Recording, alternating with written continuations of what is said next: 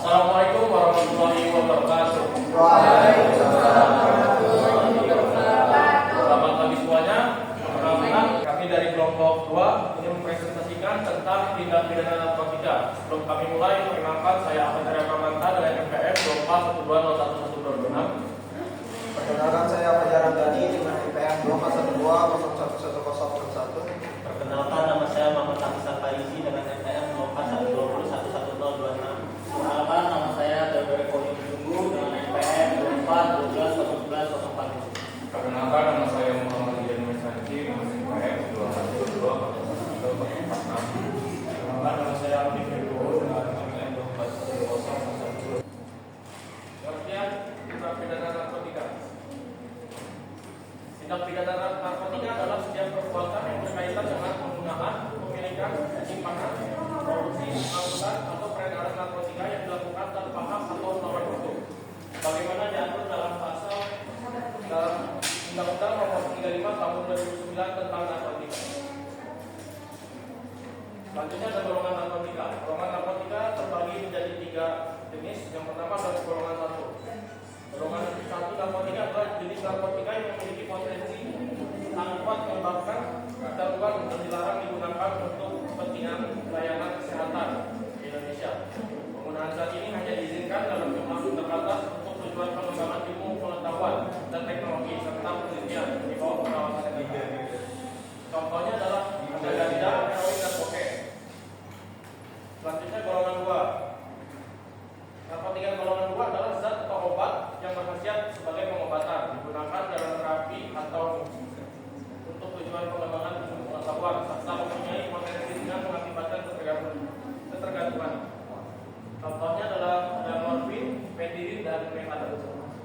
Dan yang terakhir ada golongan 3. Narkotika golongan 3 adalah zat-zat yang memiliki potensi ringan untuk menyebabkan ketergantungan dan penyalahgunaan, namun memiliki manfaat medis yang jelas dan dapat digunakan dalam pengobatan atau rehabilitasi dengan pengawasan dokter. Contohnya adalah kodein, etilmorfina, dan buprenorfin. Selanjutnya ada jenis pelaku. Yang pertama, pengguna. Pengguna adalah individu yang menyalahgunakan narkotika dan berada dalam kondisi ketergantungan secara fisik maupun psikis. Status hukum pengguna seringkali dilihat sebagai korban yang harus menjalani proses rehabilitasi medis. Yang kedua ada pengedar.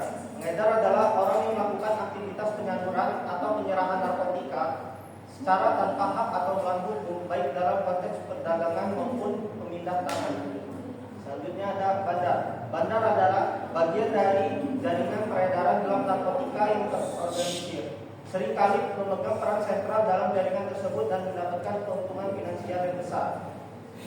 Lalu ada jenis hukuman. Bentuk hukuman bagi pelaku tindak pidana narkotika dalam Undang-Undang Nomor 35 Tahun 2009 adalah rehabilitasi, pidana denda, pidana penjara, dan pidana mati. Selanjutnya adalah analisis putusan tindak pidana narkotika. Peran pengedar dalam jual beli narkotika golongan 1. Latar belakangnya, kasus ini bermula pada seorang guru Ariana Pas berusia 24 tahun, Randy alias Andy Bineka, yang didakwa terlibat dalam jaringan peredaran narkotika jenis 1 di wilayah Makassar. Randy diadili atas perannya sebagai perantara jual beli narkotika golongan 1. Dia dituduh telah secara tanpa hak menerima pesanan sabu dari seorang pembeli bernama Asril, dan kemudian mengambil barang tersebut dari seorang pemasok bernama Jordan. Perbuatan ini menempatkannya dalam proses hukum yang membawanya ke Pengadilan Negeri Makassar untuk mempertanggungjawabkan tindakannya berdasarkan Undang-Undang Narkotika. Nah, kronologinya bermula pada tanggal 22 April 2025 bahwa si Randy ini Asril ini menerima teleponan menelpon Randy untuk membeli beberapa narkoba. Nah, si Randy ini jawab masih ada, tapi sebetulnya Randy ini tidak langsung memiliki narkoba itu, dia ngambil narkobanya dari si Jordan. Nah, itu dia mendapatkannya pada pukul 12.00 waktu Indonesia Tengah. Selanjutnya pada pukul 17.00 waktu Indonesia Tengah, ketika si Randy ini mau ngasih narkoba itu ke si Asril, sabunnya itu, polisi dengan teknik undercover buy di kompleks itu khas Jalan Sunu berhasil menangkap Randy yang waktu itu melakukan transaksi narkoba dengan Asril dengan bukti adanya ditemukan 2 paket sabu dan 1 kaca Pyrex. Selanjutnya itu ada analisis tindak pidana yang dipenuhi. Jadi terdakwa itu didakwakan dalam pasal 114 ayat 1 Undang-Undang Nomor 35 Tahun 2009 yang dimana berbunyi bahwa setiap orang yang tanpa hak atau melawan hukum menawarkan untuk dijual, menjual, membeli, menerima, menjadi perantara dalam jual beli, berukar atau menyerahkan narkotika golongan 1 dapat dipidana dengan pidana penjara paling singkat 5 tahun dan paling lama 20 tahun. Dan pidana denda paling sedikit itu sekitar 1 miliar dan paling tinggi sekitar 10 miliar. Nah, bahwa terdakwa ini sudah jelas terbukti adanya unsur sebagai perantara. Makanya alasan hakim membuat bahwa perbuatan terdakwa mengambil sabu dari Jordan dan hendak menyerahkannya kepada saudara Asril yang mengindikasi bahwa peran terdakwa itu sebagai perantara atau pihak yang menyalurkan. Baru yang kedua itu adanya sistem pembayaran denda. Jadi sistem pembayaran denda ini ketika itu saudara terdakwa itu mendatangi rumah saudara Jordan pada saat itu untuk mengambil sabu tersebut, dan lalu saudara Jordan bertanya kepada saudara terdakwa terkait dengan uang sabu tersebut, dan kemudian saudara terdakwa itu menyampaikan bahwa uangnya akan dikirim ketika sabu tersebut ini sudah terjual.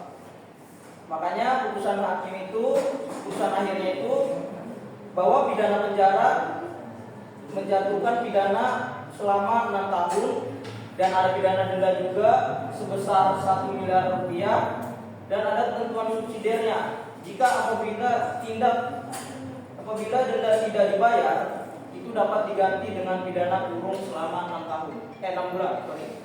Baru ada barang buktinya, di mana seluruh barang bukti ada sabu dan juga kaca Pyrex itu dimusnahkan. Selanjutnya pertimbangan hakim, hal yang memberatkannya adalah perbuatan terdakwa bertentangan dengan program pemerintah dalam pemberantasan peredaran gelap narkotika. Nah, selanjutnya ada hal yang meringankannya, yaitu terdakwa bersikap sopan selama persidangan, terdakwa mengakui dan menyesali perbuatannya, terdakwa belum pernah dihukum atau residivis, dan terdakwa memiliki tanggungan keluarga.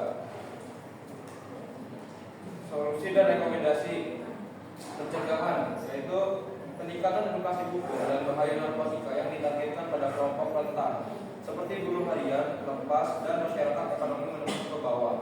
Dan selanjutnya ada penyediaan lapangan kerja atau kegiatan positif untuk mengurangi potensi terjerat sindikat narkotika. Dan selanjutnya adalah penegakan hukum lanjutan, yaitu polisi harus menindaklanjuti dan memburu Dito Asril dan Jordan untuk memutus mata rantai pengedaran di tingkat yang lebih tinggi.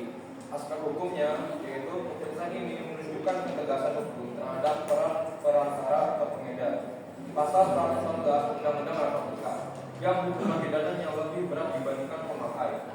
Lalu kesimpulannya dari kasus ini adalah terdakwa Randy alias Randy Dinendra telah terbukti secara sah dan meyakinkan bersalah melakukan tindak pidana tanpa hak atau melawan hukum menjadi perantara dalam jual beli narkotika golongan 1. Meskipun dalam fakta persidangan terdakwa tidak memiliki modal dan posisinya sebagai penghubung antara pesanan Asril atau BPO dan ketersediaan barang dari Jordan, BPO perannya sebagai perantara tersebut telah secara sempurna memenuhi seluruh unsur pidana dalam dakwaan pasal 114 ayat 1 Undang-Undang Narkotika.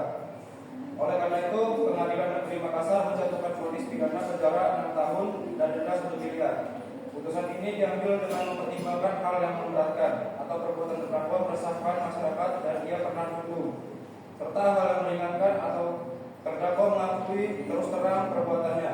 Vonis ini mencatat lebih ringan daripada tuntutan penuntut umum yang sebelumnya meminta pidana penjara 8 tahun. Baik, sekian presentasi dari kami. Sebelum kami tutup, adakah yang ingin bertanya?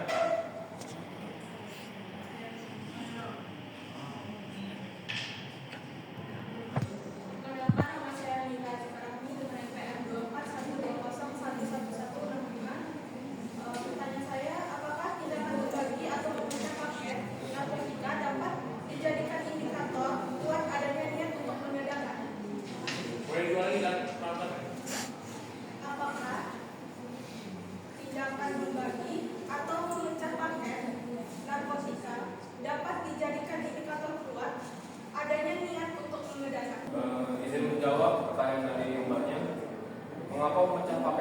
atau niat mengedarkan dalam praktik penyidikan dan putusan pengadilan tindakan membagi narkotika ke dalam banyak paket kecil atau menimbang ulang dalam takaran tertentu, juga menyiapkan plastik bag, timbangan digital atau alat pengemasan, umumnya dilakukan ciri pengguna melainkan ciri pengedar.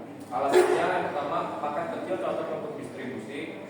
Yang kedua, perilaku mempersiapkan distribusi. Yang ketiga, didukung oleh alat-alat bukti. Dan yang terakhir, presumption based on modus operandi. Bagian dari hukum yang relevan yaitu pasal 112 Undang-Undang Narkotika.